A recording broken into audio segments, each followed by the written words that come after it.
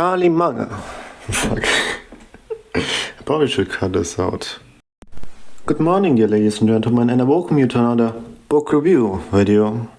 Now, this video we actually will talk about the Poor Charlie's Almanack, and to be more precisely, I want to talk about Charlie Munger.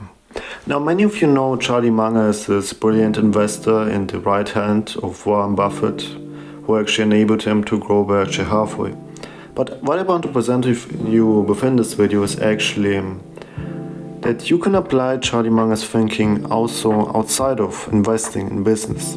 In fact, a lot of the principles that you will read in Poor Charlie's Almanack are actually overall great problem-solving tools.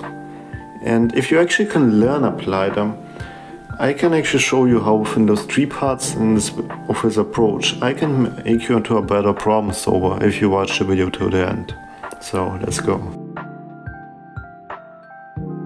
Now, the first thing that we have to understand about Charlie is that he is a multidisciplinary thinker. This means he tries to approach a problem from multiple perspectives and multiple business models. Now, before we can actually apply and say, oh yeah, he just tries to evaluate multiple perspectives, we actually have to understand from how perspectives in of themselves come to form itself. Perspectives are actually developed from our past understanding and or concepts that we learn throughout the day. This means your understanding of business or philosophy will also influence how you will be able to evaluate different things. What you have to understand here is really crucial. You cannot solve a problem with the same thinking that has created it. And so before you can actually solve a problem, you have to actually work on yourself. Because yourself and your thinking will be actually also the thing that will enable you to come up with a solution, enable you to solve your problems, and enable you to move forward. But if you don't feed yourself the proper development, be it through education and actually widen your perspective, your ability to solve problems will stagnate, in fact probably even worsen, because you will fall behind other people who develop themselves and develop their thinking. Now, what is unique about Charlie Munger's approach is that his approach is not in investing, is not limited to business in of itself. He also tries to look at it from a perspective of biology. And the way he actually does it is actually really fascinating. So he doesn't see a business necessarily only as a process of producing and managing supply and demand. He also, for example, would see them as a species that actually try to interact and try to survive within a certain economy so they can actually move along and grow further. And because this approach is not only based on biology and economics, he also uses every single subject that he can learn and apply every single model that he can find to enhance his thinking. If we don't work on the models of that we work from, we will not be able to solve a problem. If you cannot solve a problem and if you're stuck in life, probably you're trying to approach it from the wrong perspective that doesn't work out. But even though this sounds like a great conventional advice, this is not essentially what Charlie Munger does. In fact, he goes even another step forward. Charlie Munger's approach is multidisciplinary, as he doesn't use only one model, he uses other models. And the point of it is not just to figure out how different perspectives work, but more to figure out what they have in common.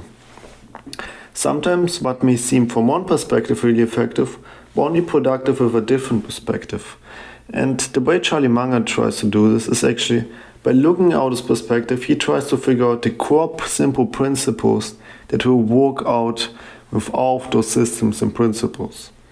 His ideas and solutions are oftentimes very simple, but this doesn't mean that his thinking in of itself was simple.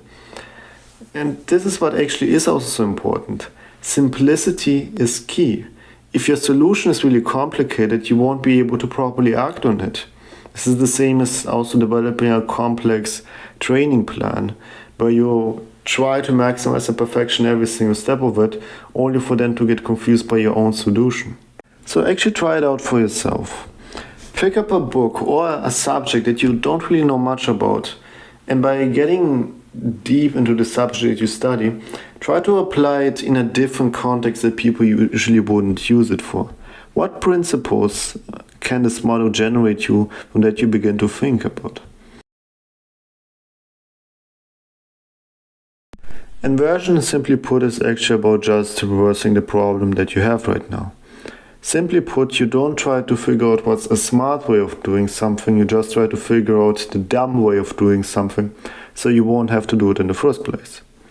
Now, for example, in creating a YouTube video, a lot of people think about what it takes to make a good video, but a way to actually invert the problem is to figure out, okay, what actually makes up a bad video. A bad video could be a video that actually doesn't produce value. It's probably clickbait, probably a video that will be very boring and not produce any value for the viewer that is reading. Probably would have low engagement, and so forth and so forth. And by understanding what will not work out, you can also eliminate other aspects till you actually find out what works out. There's a similar way of thinking that's called also reductio absurdum, where a lot of philosophers, like for example, like Leibniz or René Descartes, who would actually, by figuring out everything that doesn't work out, they can actually move every single step forward until they find what works out. But how inversion is actually different is that you don't actually work towards it, you actually flip it out immediately and see how it will perform out if you do the complete opposite of the thing that is done. Now, the Lollapalooza effect, simply put, is essentially an event where the sum is way larger than the parts that come to lead towards the event that's created. This can, for example, mean a great success or big failure, but oftentimes what Charlie Munger tries to measure is actually irrational behavior within people and also the great and exponential results within things if multiple different forces align with each other. Now, the way you can actually apply this approach is by not breaking down a problem into its tiny and smaller problems, but by breaking down a problem to the forces, to the causes that lead to it. We have to make a clear distinction between breaking down a problem and seeing all the parts that lead towards the problem, because they're not the same thing. So the way you can actually apply it is you can also use a simple mind map model in order to clarify the issue. So let's say you have a problem that you are trying to work on. And now this problem is of multiple causes. There is not a single why to a problem, but there are a lot of forces that lead towards the problem. Now the whys in of themselves, the causes are oftentimes smaller. They're really subtle and they're oftentimes not really present. Similar way Charlie Munger tries to calculate irrational biases and every unconscious forces that leads to create to a problem. We want to, by using this mind map, to break down every cause and force that will work itself out while we work on the solution towards it.